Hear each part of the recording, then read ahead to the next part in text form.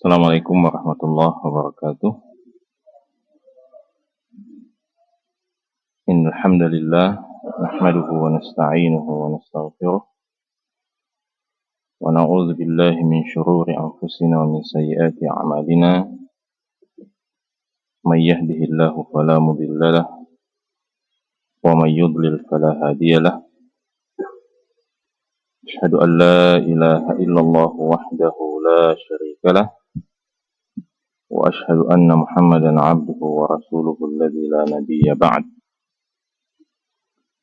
Amma ba'd, fa inna asdaqal hadithi kalamullah azza wa jal wa khairal hadi hadi Muhammadin sallallahu alaihi wasallam wa syarral umuri muhdatsatuha wa kullu muhdatsatin bid'ah wa kullu bid'atin dhalalah wa kullu dhalalatin finnar.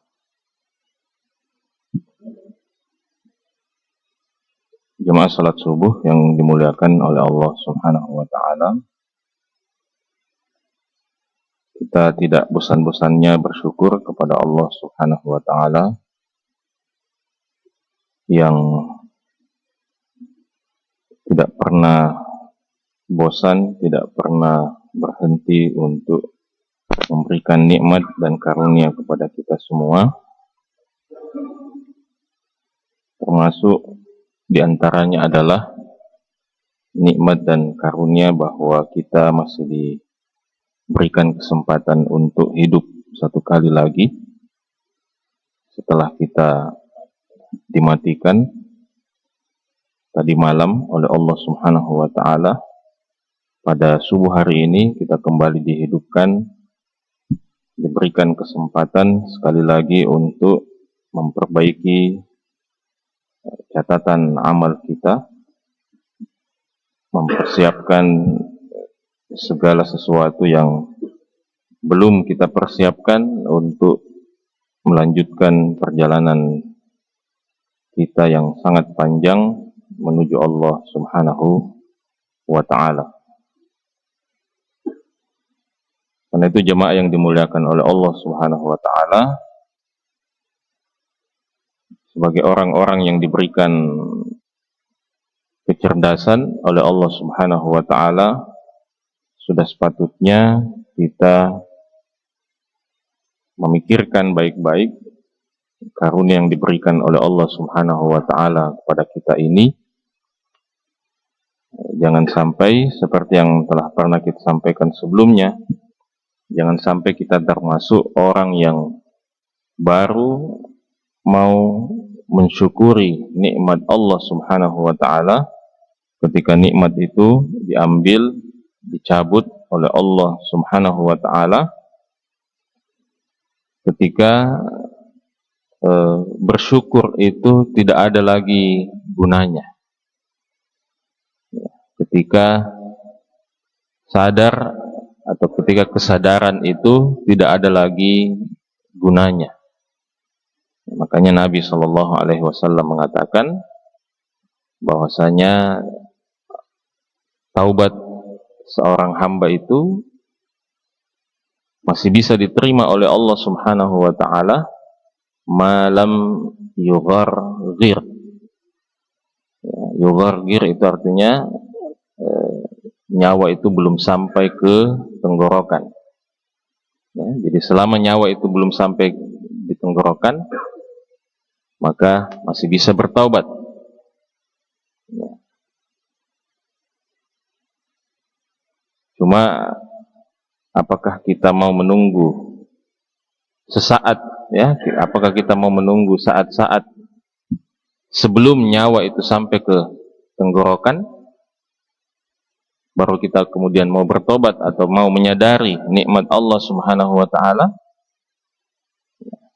Saya kira dalam kondisi menjelang nyawa itu sudah sampai ke tenggorokan, kita mungkin juga sudah tidak sadar dan tidak tahu akan berbuat apa. Karena itu banyak orang juga yang mengatakan bahwa kondisi seorang manusia pada saat menghadapi sakaratul maut itu adalah refleksi atau gambaran dari bagaimana selama ini dia menjalani hidupnya. Apa yang selama ini selalu menjadi pikiran, ya, apa yang selama ini selalu memenuhi isi hatinya. Mungkin jemaah sekalian masih ingat, ya, kita pernah angkat di sini apa yang dikatakan oleh Ibnu Qayyim al-Jauziyah rahimahullahu taala. Beliau menyebutkan atau menceritakan beberapa contoh orang yang hanya memikirkan dunia pada saat hidupnya, dan akhirnya pikiran itulah yang kemudian sampai kepada, atau pikiran itulah yang kemudian muncul bahkan sampai pada saat dia menghadapi sakaratul maut. Ya, dikatakan oleh Ibnu Qayyim misalnya, ada orang yang pokoknya sepanjang hidupnya main catur saja yang dia pikir, yang dia kerja, sampai akhirnya menjelang sakarat, ucapan terakhir yang dia ucapkan itu skak. Ya. Ada juga orang yang sepanjang hidupnya hanya sibuk memikirkan jualan kainnya, sehingga pada saat dia menghadapi sakaratul maut, yang dia ingat hanya itu saja, ya, kasih 3 meter itu, kasih 4 meter, ya, bukan mengucapkan kalimat syahadat. Dan saya yakin banyak lagi contoh-contoh yang lain, dan dalam bidang-bidang yang lain, bukan hanya bidang catur dan bidang kain, banyak dalam bidang-bidang yang lain yang intinya adalah memikirkan tentang dunia. Ala kulli hal, jemaah yang dimuliakan oleh Allah Subhanahu wa taala, pada subuh hari ini kita coba mungkin menyelesaikan bagian terakhir dari pengantar kajian tafsir dan tadabbur Al-Qur'an kita. Kita masih membahas buku yang kecil ini, yaitu Fannut Tadabbur fil Qur'anil Karim, seni mentadabburi Al-Qur'an. Kita akan masuki pembahasan terakhir, dan insyaallah mudah-mudahan kalau Allah mengizinkan, mudah-mudahan mulai pekan depan kita akan mulai memasuki pembahasan tafsir dan tadabbur Al-Qur'an kita. Pada bagian kali ini kita masih melanjutkan poin yang kedua yang kita sampaikan pada beberapa pertemuan yang lalu, bahwa al-aslu fi khitabil Qur'an annahu muwajjahun ilal qalb, bahwa pada prinsipnya khitabul Qur'an atau pesan-pesan Al-Qur'an itu muwajjahun ilal qalb, ya, ditujukan kepada al-qalb, ya, atau diterjemahkan dalam bahasa Indonesia dengan istilah hati. Nah, mengapa kemudian dikatakan bahwa pada prinsipnya pesan Al-Quran itu ditujukan kepada hati? Karena sebagaimana yang disampaikan oleh Nabi SAW, hati inilah yang menjadi kunci sentral dari seluruh kehidupan kita manusia. Ya, dialah raja atau dialah pemimpin seluruh anggota tubuh kita, ya, sehingga bagaimana kata hati, itulah yang akan dilakukan oleh anggota-anggota tubuh kita yang lain. Maka Nabi SAW mengatakan dalam hadis yang sangat populer, ala inna fil jasadi mudghah, idza saluhat saluhal jasadu kullu, wa idza fasadat fasada al jasadu kullu, ala wahya al qalb. Jadi dalam hadis ini Nabi menegaskan kepada kita bahwa hati inilah yang menentukan bagaimana anggota tubuh kita yang lain. Apakah dia akan taat kepada Allah atau durhaka kepada Allah, itu bagaimana bergantung pada al-qalb, itu bergantung pada hati. Itulah sebabnya perbaikan yang kita lakukan kepada diri kita itu jangan hanya atau jangan berpusat atau jangan bertumpu pada perbaikan yang sifatnya zahiriyah atau lahiriah. Ya. Sibuk memperbaiki penampilan, ya, sibuk memperbaiki fisik, ya, lalu kemudian lupa memperbaiki al-qalb, memperbaiki hati. Ya. Karena ya, seperti kata seorang ulama, hati itu ibarat bejana. Bagaimana isinya di dalam itu yang akan keluar. Ya, kita pernah sampaikan di sini ungkapan Ahmad bin Khadrawai yang mengatakan al-qulubu aw'iyah. Al-qulubu aw'iyah. Hati itu adalah bejana. Ya. Fa idzam tala'at minal haqq, kalau dia dipenuhi dengan kebenaran, azharat ziyadata anwariha 'alal jawar, maka cahaya kebenaran itu akan tampak pada anggota-anggota tubuh kita. Sebaliknya, wa idzam tala'at minal batil, kalau hati itu dipenuhi dengan kebatilan, azharat ziyadata zulmatiha 'alal jawar, maka akan tampak limpahan kegelapannya pada anggota tubuh kita. Jadi bagaimana hati, itulah yang akan tampak pada fisik kita. Maka ada yang mengatakan kalau bejana atau kalau teko itu isinya kopi, tidak mungkin keluar air putih. Kalau isinya air putih, tidak mungkin keluar kopi. Ya. Jadi itulah hati. Meskipun mungkin kita bisa menutup-nutupi, meskipun kita bisa menutup-nutupi apa yang sebenarnya ada dalam hati kita ini dengan menampakkan kesolehan, menampakkan, ya artinya mohon maaf, ya mungkin kita kemana-mana pakai kopiah, ya kemana-mana pakai baju takwa, ya baju takwa namanya katanya, ya kemana-mana pakai baju takwa, ya, pelihara ini jenggot, ya, itu semua penampilan fisik, ya. Tidak salah, tetapi jangan kita merasa puas dengan penampilan fisik itu lalu kemudian lupa dengan hati kita. Karena itu salah satu pakaian, jadi dalam kriteria atau batasan-batasan berpakaian, ya, di dalam Islam itu salah satu kriteria pakaian yang dilarang itu ada namanya libasus syuhrah. Libasu asyuhrah, pakaian yang dikenakan, yang dipakai dengan tujuan asyuhrah. Asyuhrah itu artinya populer, popularitas. Ya.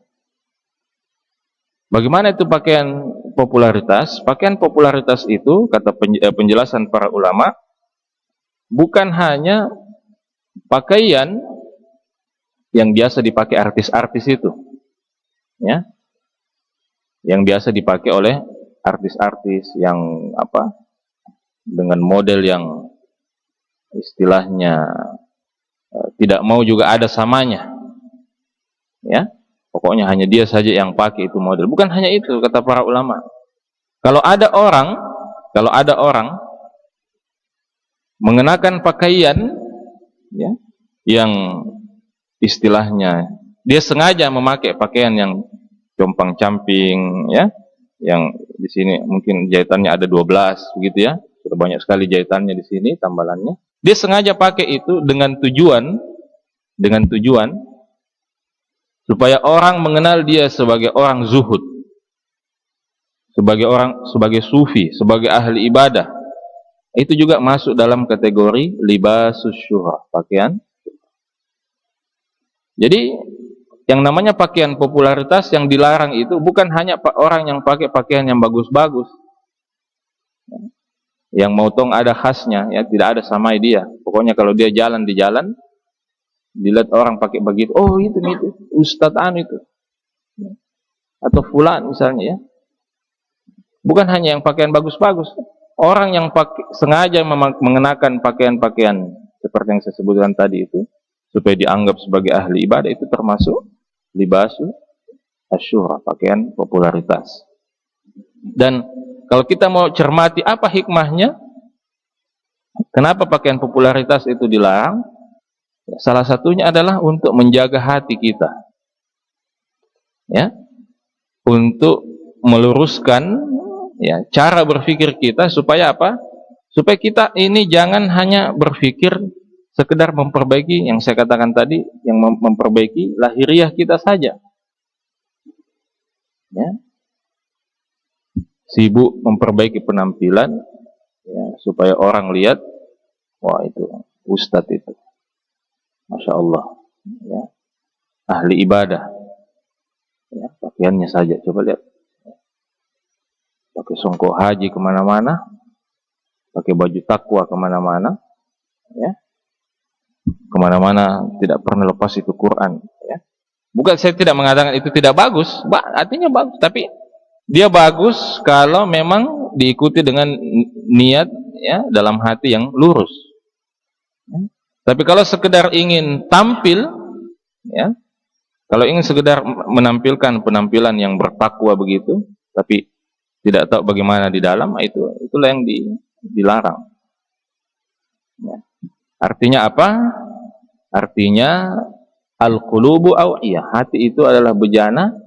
Mungkin kita bisa menampilkan penampilan seperti itu untuk beberapa saat, ya, tapi tidak lama kemudian orang akan tahu bahwa oh sebenarnya itu orangnya begitu. Ya. Karena itu kan akhlak, ya, akhlak itu sebagian ulama menyebut akhlak itu sebagai respon spontan, ya, respon spontan. Jadi akhlak itu bukan, ya, kalau di depan calon mertua sopan sekali, oh iya masuk itu, ya.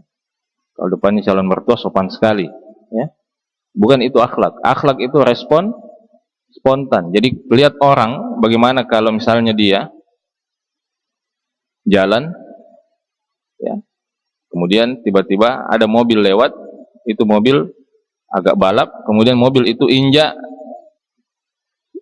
lubang kubangan air di situ, kemudian itu airnya, ya, terpercik ke bajunya, ya, apa responnya? Ya.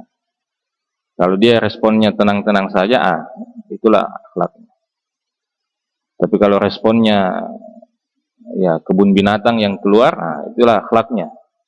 Itu maksudnya akhlak. Makanya salah satu cara untuk melihat akhlak seseorang itu, temani dia musafir, temani dia perjalanan jauh.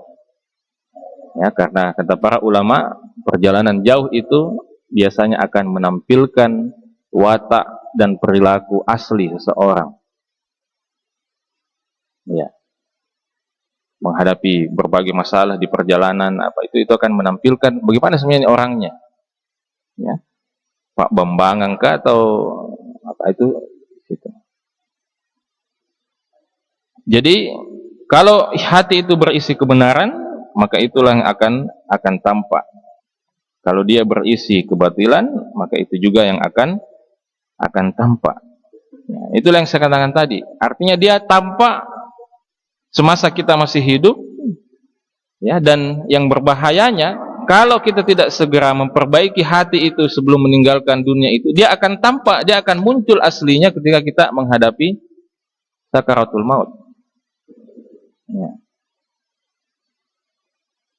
Nah, jemaah yang dimuliakan oleh Allah Subhanahu wa taala. Jadi betapa pentingnya hati ini, ya, sehingga di sini di dalam buku ini dijelaskan, ya, wa mimma yubayyinu anna al-qalba huwa al-mukhatabu bad'an bil Qur'an. Di antara hal-hal yang menunjukkan bahwa pesan Al-Qur'an itu pertama kali ditujukan kepada hati, Di antara hal yang menunjukkan itu adalah satu, katanya, annal Qur'ana nazala awalan 'alal qalb, bahwa Al-Qur'an itu pertama kali turun kepada hati. Allah Subhanahu wa taala mengatakan tentang nabi kita Muhammad sallallahu alaihi wasallam dalam surah Asy-Syu'ara ayat 193 sampai 195,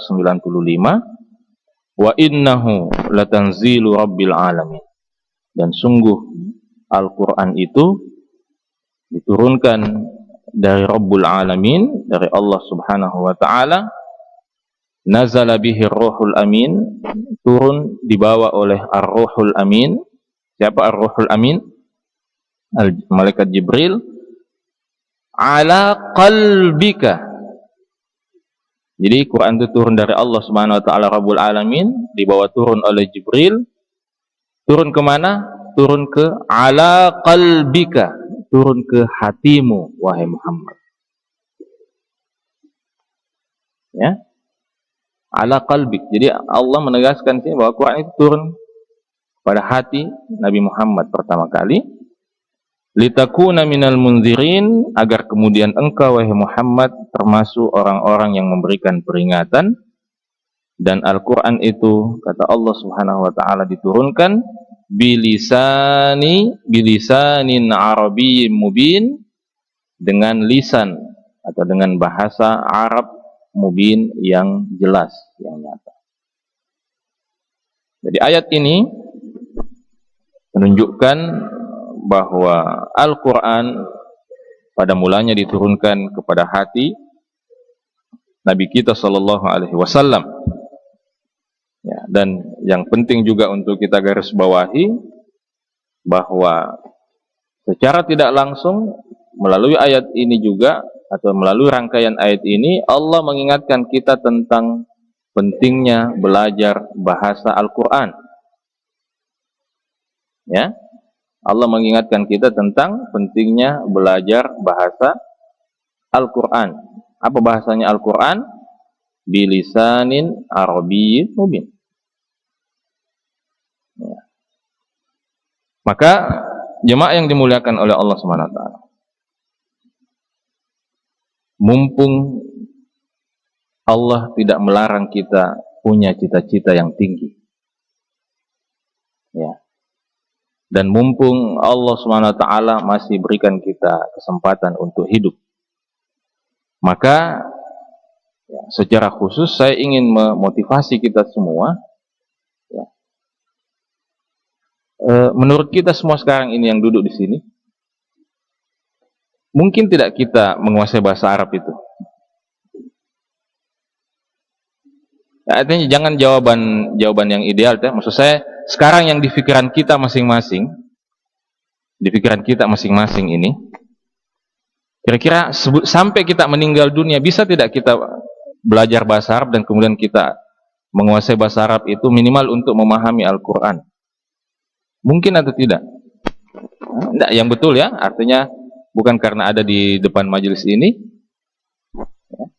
Nah, kalau selama ini kita berpikiran, kayaknya memang bukan bagian saya itu bahasa Arab, biarlah bahasa Arab itu bagiannya ustadz, ya, bagiannya anak istiba, ya, saya ini biarlah urus saja ini pekerjaan, ya, saya memang ini bakat saya ini bahasa Inggris, ya, atau mungkin ada yang saya bakat saya bahasa daerah, ya. Jadi ini harus dihapus dari pikiran kita, ya, bahwa kita ini tidak bisa menguasai atau tidak bisa mempelajari bahasa Arab. Ya. Jadi Allah tidak melarang kita, bahkan Allah memotivasi kita belajar bahasa Arab, cuma kita ini yang kadang-kadang melarang diri kita belajar bahasa Arab. Kita ini yang kadang-kadang menghalangi diri kita untuk menguasai bahasa Arab. Ya, padahal ini adalah bahasa Al-Quran. Ya, bahasa Al-Quran. Ya. Ya, seandainya kita misalnya punya mobil, ya, katakanlah kita punya mobil yang terbaik di dunia, ya, apakah Ferrari atau apa sejenisnya, kemudian buku petunjuknya itu menggunakan bahasa Itali, kita akan berusaha mati-matian untuk bagaimana caranya supaya mengerti itu, dan tidak ada terjemahan bahasa Indonesianya misalnya itu, kita pasti akan berusaha untuk mempelajari itu. Ya. Artinya mungkin tidak perlu sampai terlalu mendalami bahasa Italinya, tapi minimal untuk memahami apa maksudnya ini, ya, petunjuknya ini. Nah, ini petunjuk untuk keselamatan dunia akhirat, Al-Quran, dan dia diturunkan bilisanin Arabi mubin, diturunkan dengan bahasa Arab. Ya. Masa kita tidak termotivasi untuk mempelajari bahasanya? Jadi di dalam rangkaian ayat ini Allah Subhanahu wa taala mengingatkan kita atau menunjukkan kepada kita bagaimana Al-Qur'an ini, ya, diturunkan pertama kali kepada hati Rasulullah SAW, dan begitu juga seharusnya kita, bahwa ketika kita membaca, mempelajari Al-Quran, maka tujuan utama kita adalah bagaimana pesan Al-Quran itu bisa ditangkap oleh hati kita, kemudian hati itu pada akhirnya akan menyebarkan, ya, menyampaikan pesan-pesan Al-Quran itu kepada seluruh anggota tubuh kita. Maka Syekhul Islam Ibnu Taimiyah rahimahullah, ya, baru azan itu. Syekhul Islam Ibnu Taimiyah rahimahullah mengatakan, setelah mengulas panjang tentang kondisi-kondisi hati, beliau mengatakan, wa hadzal ladzi dzakarna, hal-hal yang kami sebutkan atau jelaskan sebelumnya ini, mimma yubayyinu anna aslad din fil haqiqah hiya al-umur al-batinah. Menunjukkan bahwa pokok utama agama ini sebenarnya adalah al-umur al-batinah, ya. Hal-hal yang berkaitan dengan al-batinah, dengan batin, dengan hati kita. Ya. Wa annal a'mal adh-dhahira, dan bahwa amalan-amalan lahiriah, tingkah laku lahiriah yang kita lakukan, yang kita tampakkan ini, la tanfa'u, tidak akan ada gunanya, bidunihi, kalau tidak diikuti dengan keyakinan yang ada dalam hati itu. Makanya orang munafik, apa definisinya orang munafik itu? Ya. Apa definisinya orang munafik? Ya, menampakkan keimanan dan menyimpan, ya, menyembunyikan. Di mana dia sembunyikan? Dalam hatinya. Menyembunyikan kekufuran kepada Allah. Ya, jadi orang munafik itu, ya, kira-kira sama kita penampilannya. Kira-kira sama dengan kita penampilannya, ya. Ya, artinya kalau dia di Indonesia, ya kira-kira beginilah penampilannya. Artinya sama dengan kita. Saya tidak mengatakan kita orang munafik, tapi sama dengan kita. Artinya kemana-mana, ya juga mungkin pakai kopiah, pakai songkok, pakai baju takwa, ya, ke masjid, ya, sholat berjamaah, ya. Meskipun ada beberapa sholat jamaah itu yang disebut oleh Nabi SAW sebagai asqalu as-shalah, ya, sholat yang paling berat untuk orang munafik, ya. Jadi begitu orang munafik, kelihatannya dia soleh, kelihatannya dia orang beriman, tetapi sebenarnya dia menyembunyikan kekufuran. Ya. Maka apakah berguna itu amal lahiriahnya? Ya. Apakah berguna, bermanfaat amalan lahiriah orang munafik itu? Tidak ada gunanya. Ya, malah di akhirat mereka di mana? Fiddarkil asfali minan nar, di lapisan terbawah dari neraka Allah Subhanahu wa taala. Jadi ini pentingnya memperbaiki hati itu. Ya. Ya, makanya nanti mungkin silahkan kita baca hadis-hadis Nabi Shallallahu Alaihi Wasallam. Ya, kalau tidak salah mungkin bisa dibaca nanti di bagian-bagian awal, bab-bab awal dari kitab Riyadhus Shalihin, mungkin sudah dibahas oleh Ustaz Yusron di sini. Bagian-bagian awal dari kitab Riyadhus Shalihin itu banyak sekali menjelaskan tentang Alhamdulillah, tentang pentingnya hati ini. Dan pembahasan tentang pentingnya hati ini selalunya diawali oleh para ulama kita dengan hadis Umar Ibnul Khattab radhiyallahu taala anhu, di mana Nabi mengatakan innamal a'malu binniyat. Niat itu di hati. Bahwa amal itu bergantung pada niatnya. Ya, berapa banyak amalan yang kecil saja kelihatannya, tetapi dia menjadi besar nilainya di hadapan Allah karena niat. Dan berapa banyak amalan yang besar sekali, tapi dia menjadi tidak ada nilainya di sisi Allah karena niatnya yang salah. Ya. Maka ini jemaah yang dimuliakan oleh Allah Subhanahu wa taala. Jadi itu poin yang pertama yang menunjukkan tentang mengapa kemudian hati ini yang menjadi sasaran pertama dari pesan-pesan Al-Qur'an. Dan kita juga sudah sampaikan pada pertemuan yang lalu salah satu kisah seorang ulama salaf, Al-Fudail bin Iyad rahimahullahu taala. Ini kisah tentang bagaimana dampak pesan Al-Qur'an itu kepada hati manusia.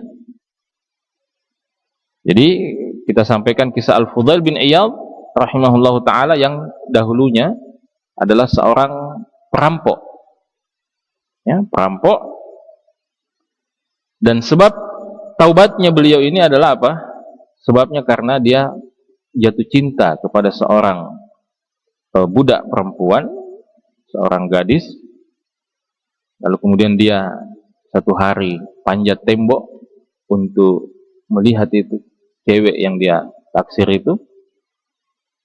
Sementara dia panjat tembok, tiba-tiba dia dengar orang mengaji, membaca firman Allah Subhanahu wa taala, alam ya'ni lil ladzina amanu an takhsha'a qulubuhum li dzikrillah wa ma nazala minal haq.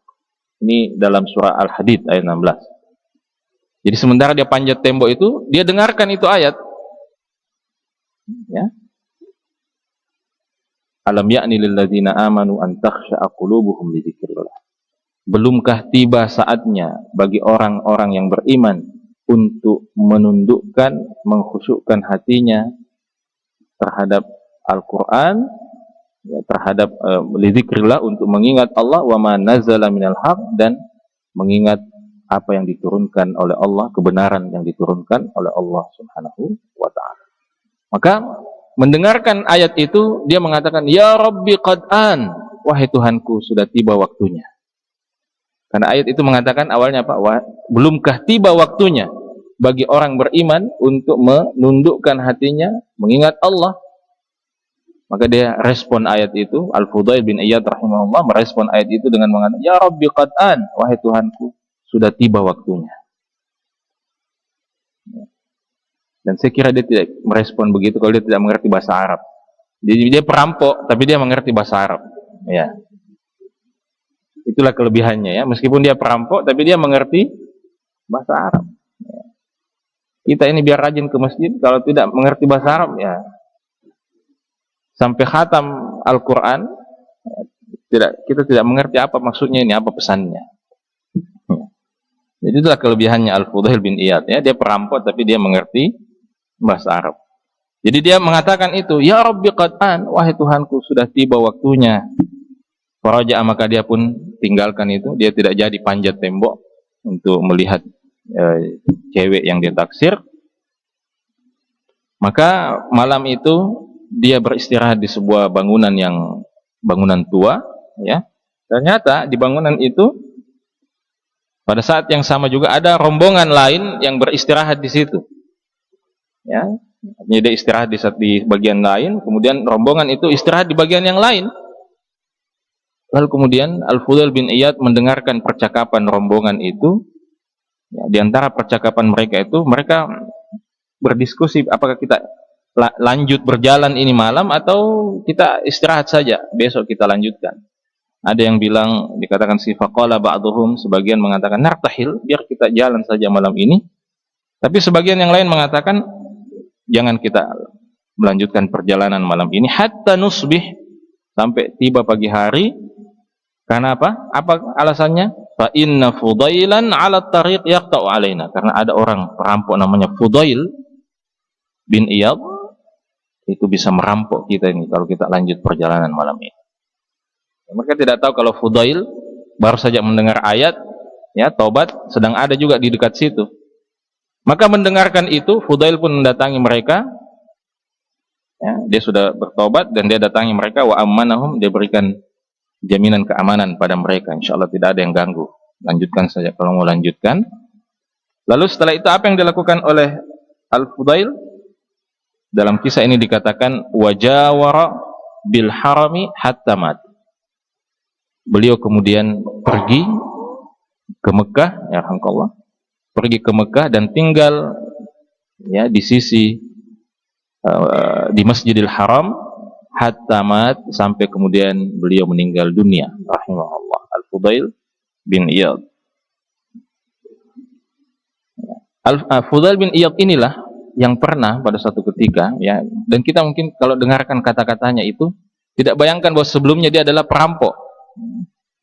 Jadi dia pernah berpapasan dengan seorang tua yang usianya sudah 60-an tahun, lalu kemudian dia bertanya kepada orang tua itu, ya sudah berapa usia Anda? Orang tua itu mengatakan 60 tahun. Lalu Fudail mengatakan, oh kalau begitu sudah hampir Anda sampai. Ya.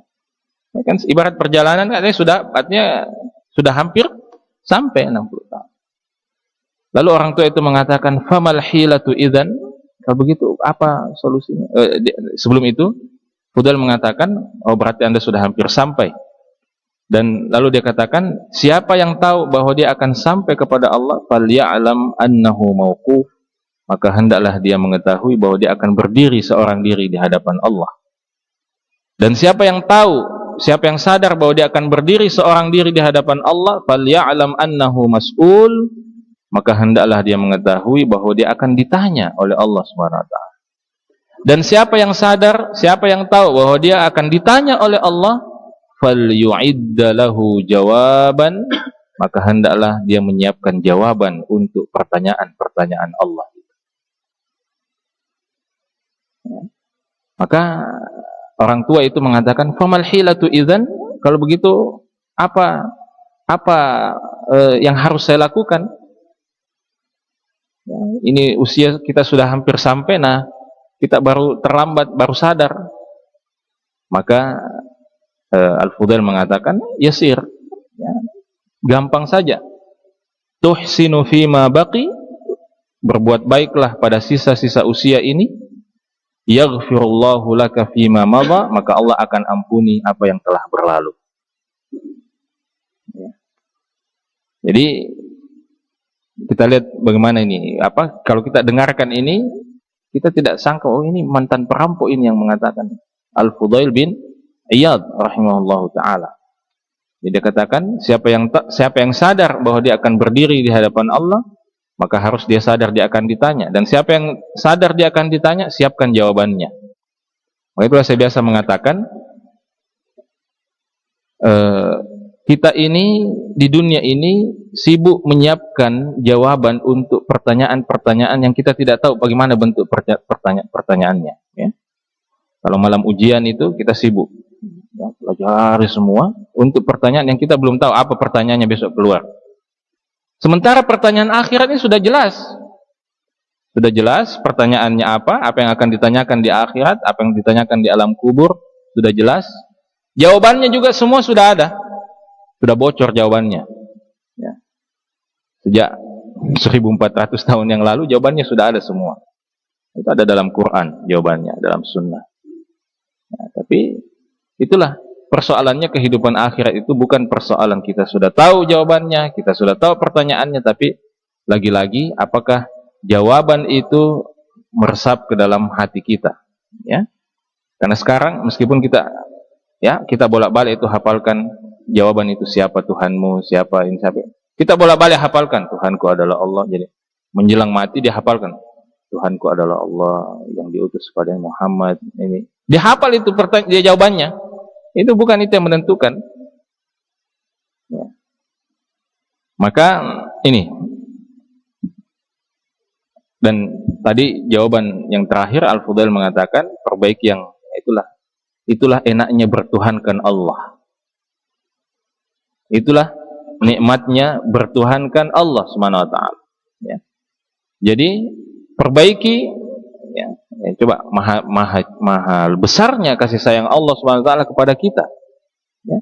Artinya kalau mau impas, hitungannya impas, kita ini harusnya pokoknya ibadah kepada Allah sesuai dengan tarikan nafas. Jadi tarikan nafas ini ibadah terus. Tidak ada itu dipikir bilang mau menikah, mau cari harta, mau nikmati ya apa dunia, tidak ada. Jadi harusnya kalau mau impas ya. Tapi Allah tidak menuntut seperti itu. Jadi seandainya pun kita hidup ini 60 tahun ya, nanti 50 tahun, 55 tahun baru tobat ya. Ini bukan motivasi untuk tobat di usia 55 tahun ya. Tapi seandainya seperti itu ya, maka solusinya kata Al-Fudail Miyad, perbaiki yang sisa ini. Kita juga tidak tahu berapa yang sisa ya. Perbaiki yang sisa ini, dan kalau kita sungguh-sungguh ya, Allah melihat kesungguhan hati kita untuk bertobat, maka Allah akan ampuni yang sudah berlalu.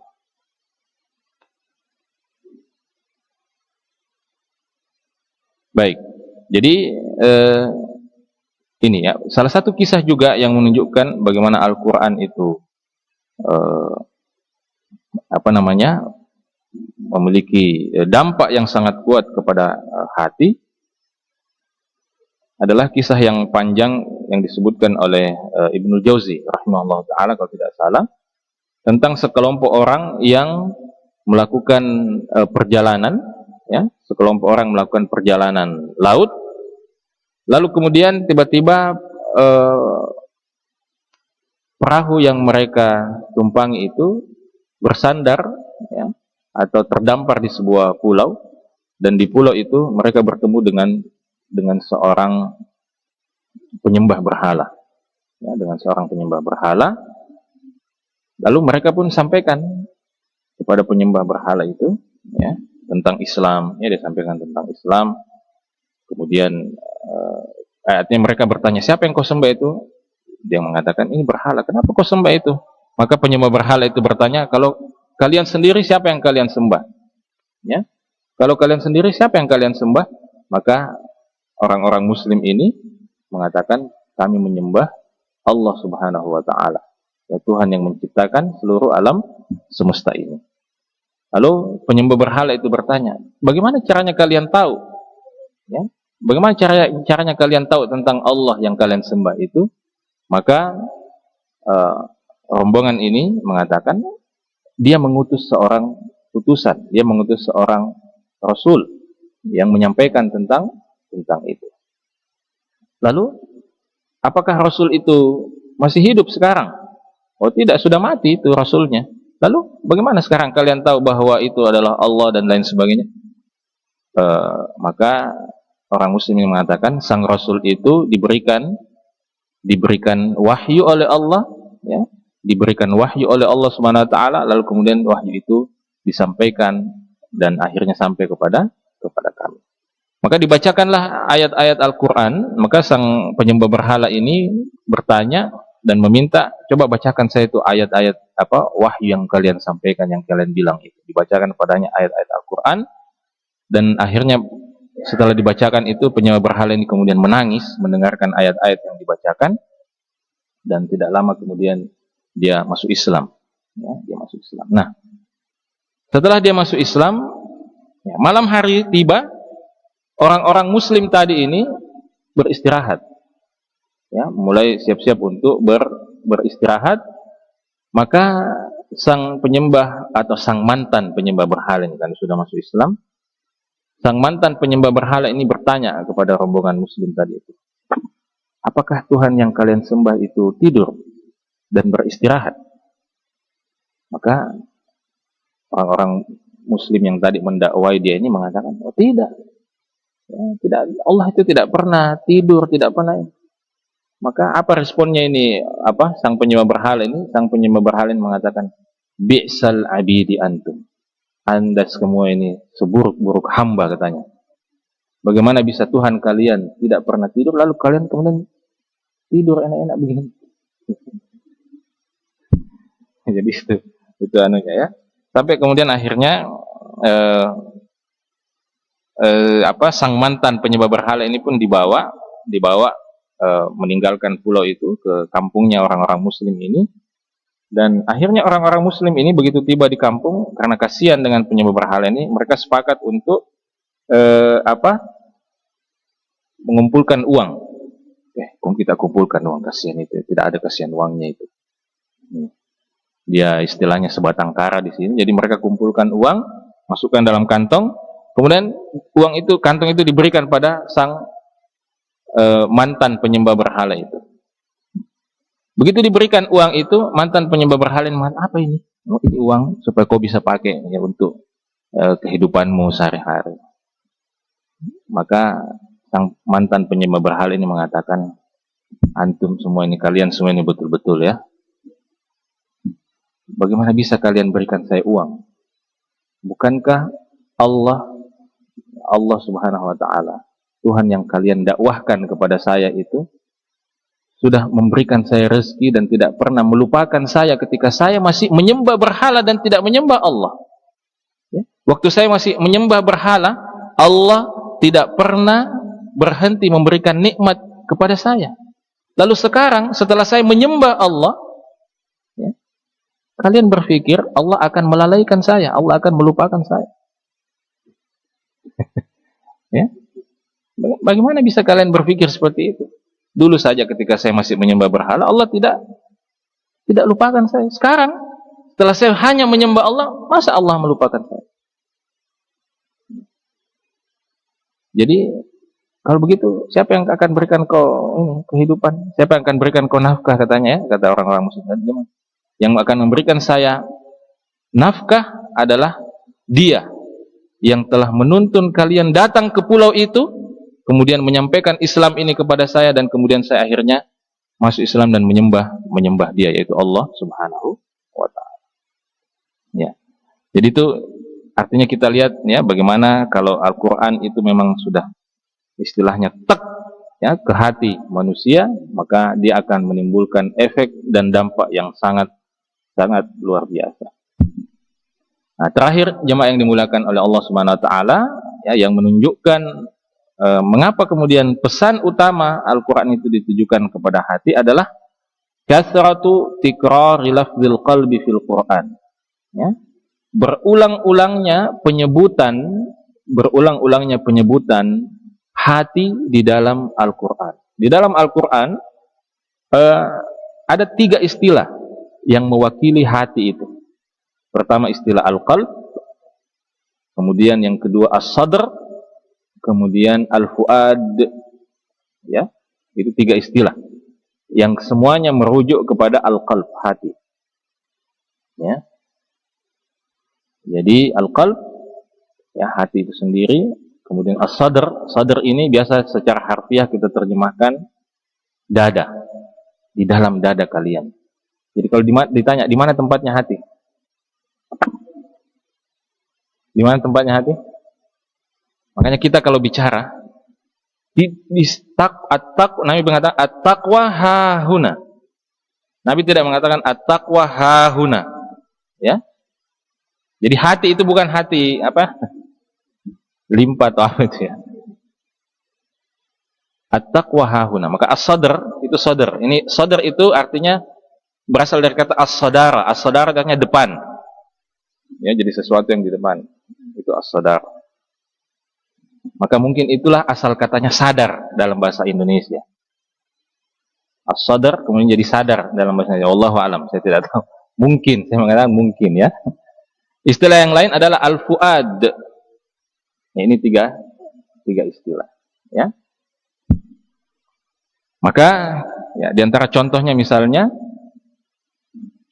dalam surah Al-Hajj ayat 32.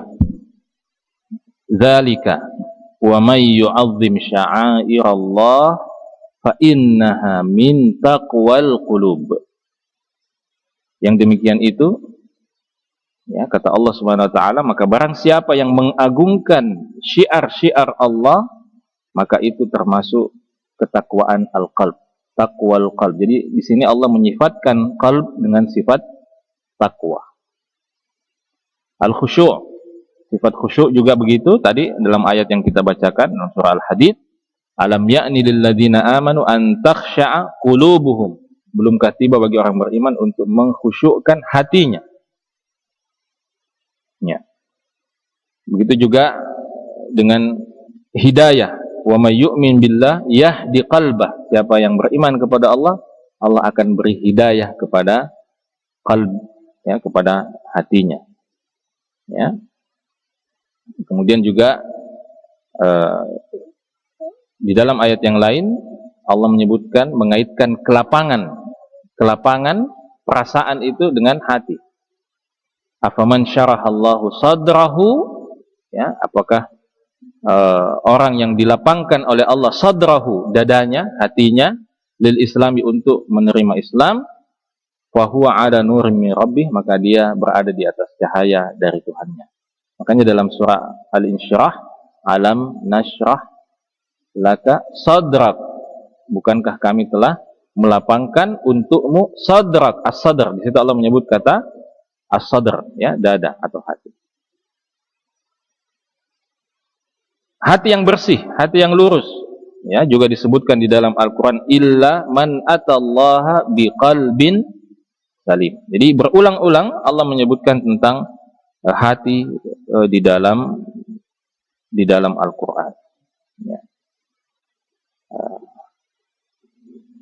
Di dalam surah Al-Hajj misalnya Allah Subhanahu wa taala mengatakan, afalam yasiru fil ardi fatakuna lahum qulubun yaqiluna biha.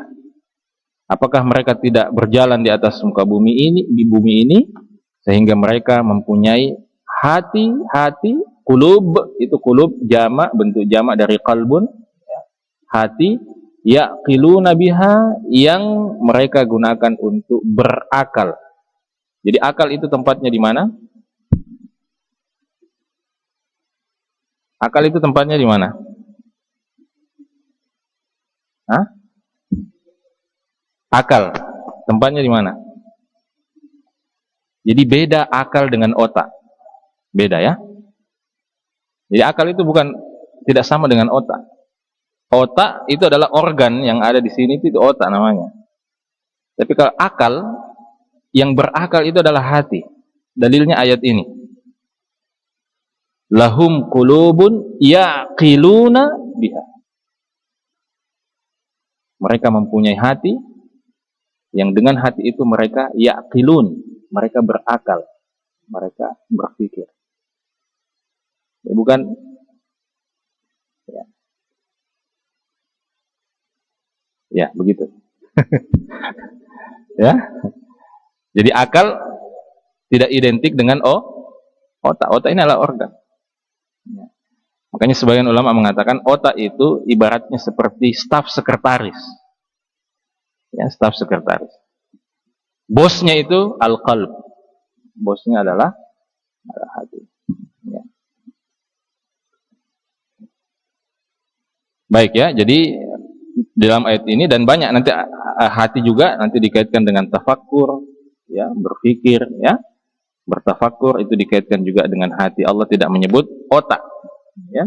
Allah tidak mengatakan mereka mempunyai otak untuk berakal atau bertafakkur.